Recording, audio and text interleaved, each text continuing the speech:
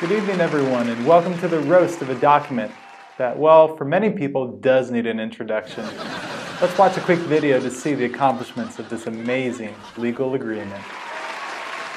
The first government set up by the Continental Congress was called the Articles of Confederation, and it was, in a word, bad. In 2 words, it was not good, which is why it only lasted 10 years. The problem with the Confederation is that it wasn't so much a framework for a national government as it was a firm league of friendship, which unfortunately only sounds like a team of Care Bear superheroes. The Articles set up a government that consisted of a one-house body of delegates, with each state having a single vote, who, acting collectively, could make decisions on certain issues that affected all the states.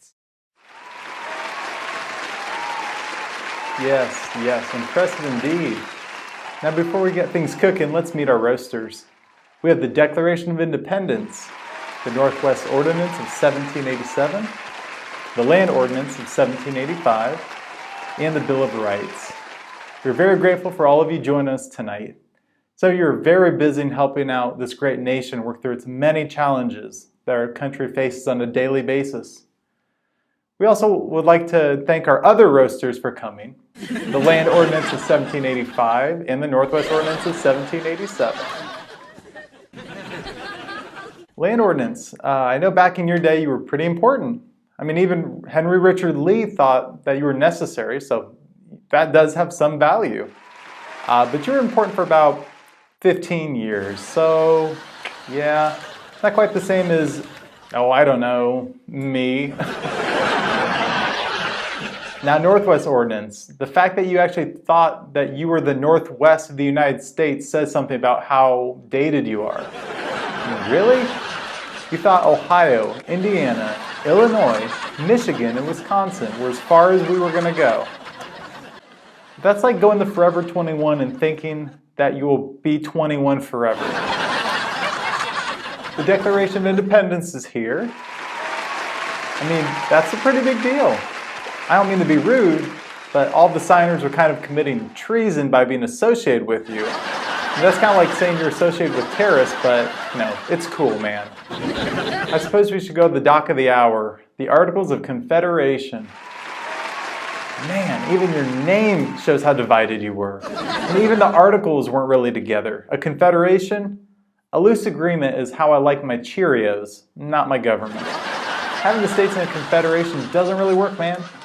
Each state making treaties with different countries, that doesn't function.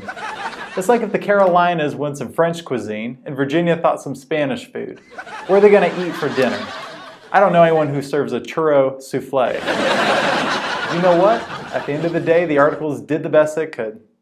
Being created in the middle of a revolution, it'd be hard for any document to get everything right with all that going on. Love me, papers. All right, let's bring our next roaster up. The oldest one of us on the stage, hence the birthday everyone remembers, the Declaration of Independence. Thank you. Now really, they thought they'd let the Constitution host this thing. I haven't seen a document need so many corrections since 3rd grade. I mean, really? The engagement over the Articles of Confederation had to be fixed 27 times. That's like saying I have an iPhone with a problem with the reception, so I'm going to replace it with a flip phone with free updates. Speaking of the abilities of a flip phone, the Articles of Confederation is here tonight. Now when I first read this, I must say I was a bit disappointed. Here I was, one of the greatest documents of all of world history, followed up by this piece of toilet paper. Let me think about it. Under the Articles of Confederation, all the states must follow the laws it came up with, which is to make our country strong. The problem is the Articles couldn't enforce its laws or impose any sanctions for states who broke the laws. They held the country together as well as Elmer's glue holds together anything. And the Articles of Confederation couldn't even control interstate trade. I mean, when Patrick Henry encouraged a huge tariff to keep out competition from Virginia, from all the other states, the Articles couldn't do a thing about it. Passing tariffs like that is like offering to drive to a football game, but charge everybody $5 to get there. Articles of Confederation, I hope you know we do respect you. And being the first government of this great country isn't something to joke about. Oh, I'm sorry. I meant being a good government wouldn't be something to joke about. Thanks, man. Thanks, Declaration of Independence. Our next roaster may have ended slavery in the Northwest Territory, but got canceled by the Supreme Court in Scott versus Sanford, the Northwest Ordinance of 1787. Thanks, Constitution. You know, I Googled your name on the way here. You know what one of the definitions is for you? The composition of something. Wow, you must be very proud of yourself. And not many things could be described in such an elegant way. The composition of something. I also realized that your arch nemesis is here tonight. See, if you're the composition of something, then your enemy must be the breaking apart of something. Say hello to the Land Ordinance of 1785. Anyway, the Articles of Confederation. Wow. Who would have ever guessed that we'd have something to celebrate about you? I mean, certainly not the history books. You know, actually, my favorite thing about you is the fact that you actually thought you could control the national government by asking states to donate money to you on a regular basis. It's like asking middle schoolers to do their homework. But if they don't, it's perfectly fine. See, like 7 suckers would do it until they realized no one else is, and then they would just bail too. Did you really think that the power of the tax just wasn't important enough? It's like you thought that you could just sit on the couch eating junk food all day, and that magical little fairies would bring you a new bag of Takis and a new 6-pack of Dr. Pepper. Articles of Confederation. When you were gone, the country missed you about as much as Europe missed the Black Death in the late 1300s. Now try not to disintegrate when you leave here tonight. Or do, as well. Wow. Northwest Ordinance, you have about as much tact as my gluten-free cookies have gluten. Let's bring on our next roaster, whose greatest achievement was making Ohio look like a giant game of tic-tac-toe, the Land Ordinance of 1785. Thanks, Constitution. You know, they say that you're the framework of this great country. I think your framework is about as good as a 5-year-old's fort made of blankets and kitchen chairs. Lucky for you, the Bill of Rights and all the amendments are perfectionists and are always trying to make you better than you actually are. See, the Bill of Rights is like the lines on the road to make sure that you don't run over all the pedestrians on the sidewalk, which you would. So the Articles of Confederation are here tonight. Now, I would say is here, but we all know by the name that the Articles couldn't even really get along themselves. I think one of my favorite things about you is how perfect you were.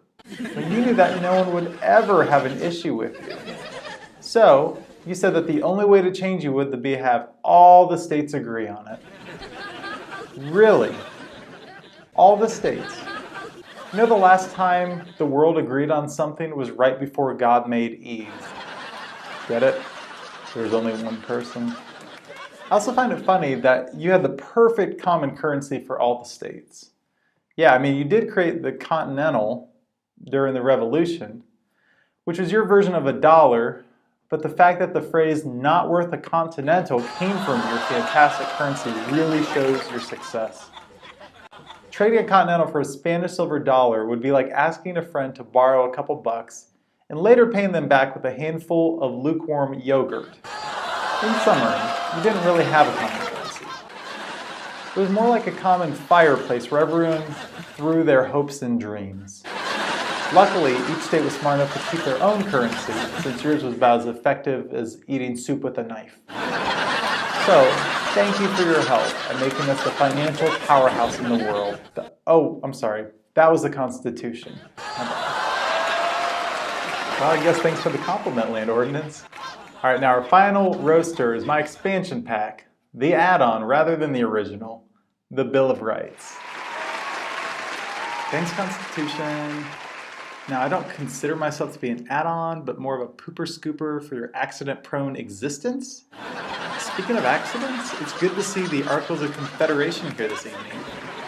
You know, when I think of values of forethought, decisiveness, accountability, and general intelligence, I realize it's a list of words that doesn't describe any part of you. Let's start with the fact that you didn't have an executive of any kind. It's like you thought everyone will listen to me and I don't need to enforce anything.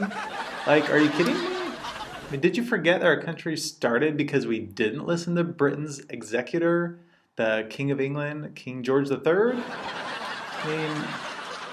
I mean, that's like saying since some people don't listen to the police anyway, we should just get rid of them all. It's like thinking that since most people pay their taxes, we don't need to have an IRS to check to make sure anyone pays them. So another wonderful quality about you is your amazing ability to make sure that the United States didn't grow under your care. I mean, disgruntled settlers moved into what's now Eastern Tennessee and created the Watauga Compact, their own government, and tried to be their own state, Franklin. And you wouldn't let them because North Carolina was like, no, I don't want that. I mean, it's like saying that George Washington could get a horse even though he already paid for it and named it Trotty. Yeah, I think this might have been your biggest problem. I mean, in fact, this is like a 2-for-1 deal. Because first, you didn't have a system for creating new states, and when anything important needed done, you required every state to agree. Like, the last time I've seen all the states agree on anything was, oh wait, that's never happened? So, Article of Confederation, you did the best you could. I know we all make fun of all these problems now, but I guess the only way to learn our lessons was by trying, so thanks for that. Thanks for being our crash test dummy. I mean, our mangled up, broken into a million pieces, the really tiny crash test dummy. So, whatever. Okay, so I know it's about time to wrap up, but I feel like there are a couple things I need to say about these wonderful friends who came out tonight. Alright, so Declaration of Independence. You're the only one up here who I really can't make fun of. None of us would be here if it wasn't for you. It's true. However, I'm actually going to summarize everyone else here tonight in one thought. None of you would have existed without me. Right? Constitution. I'm your father. Bill of Rights. You're like my daughter-in-law who was added to my son. Northwest and Land Ordinances. How would you have even been created without my government making you? That's what I thought. Good night, everybody.